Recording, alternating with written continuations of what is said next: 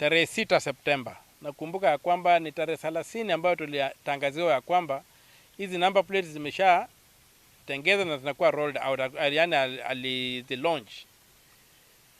Lakini barua hii memo ambayo imeandikwa na NTSA, National Transport and Safety Authority, kutoka kwa Director General ya tarehe 6 Septemba mwaka huu,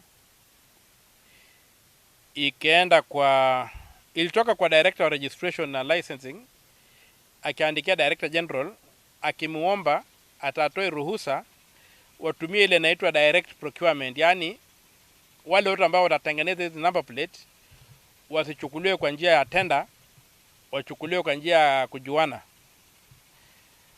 Lakini jambo la kushangaza ni kwamba kama hizi number plates tayari zimeshatengenezwa na zinataka zianze kutumika na zimeshalonjiwa sample, hii procurement inafanya ni ya kazi gani? Kuelewa hayo ni kwamba mwaka wa 2020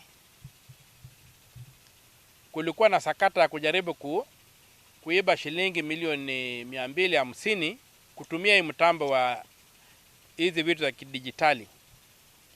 Na nilienda kotini, nikasimamisha, na kesi bado iko kotini, na serikali ilikuwa imeomba ipatwe muda ya kuona vile itajibu hiyo mashtaka. Hapo nyuma tukiwa na Mheshimiwa Nkaiseri kama Minister of Interior, Department ya Prisons, Kenya Prison Service, walinunua mitambo iliyogharimu mlipa ushuru wa Kenya shilingi bilioni 1 za kutengeneza number plates za digitali.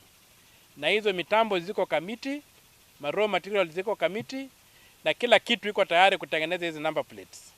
Lakini hawa walipoingia, Kaisera alipotoka, group iliyoingia ikaona kwamba ije na njama ya kuibia wa Kenya kwa kutafuta mtambo mpya wa kutengeneza hizo number plates na wawachane na ile mtambo ambao uko kamiti.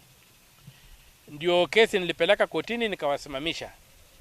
Na sasa hivi wametoa sampuli ya number plate, na tayari hii barua inaonyesha kwamba hawajafanya procurement ya mashine ya kutengeneza hii number plates. So huenda wanatumia zile mashine ziko kamiti kutengeneza hizo number plates, alafu wanalagai wa Kenya atu wanatafuta tender, wanatafuta namna ya kuprocure mtu ambaye atakuja kutengeneza hizo number plates. Kwa sababu kama ni kweli hawajapata mtu wa kutengeneza hizo number plates, hizi sample yenye Bwana Matiang'i alilaunch tarehe 30 zilitoka wapi? Mimi nasema kwamba hizi sakata wawachane na Kenya. Kenya imechoka, wametuibia ya kutosha, inji imekuwa maskini, na hatutakubali mambo yaendelee.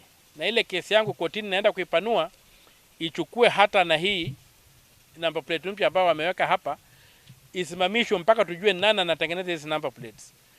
Na kama ni mtu mpya wameleta kutengeneza, wanataka atengeneze hizi number plates, na ni kwa nini wawache ile mitambo ambayo iko kamiti maximum prison? So hii mambo ya kusema wanaenda kuprocure, hii kampuni inaitwa Messrs Chalby Industries Limited, kampuni ambayo tunajua imehusika na ufisadi hapa Kenya kwa procurement fulani za kiserikali, hatutakubali.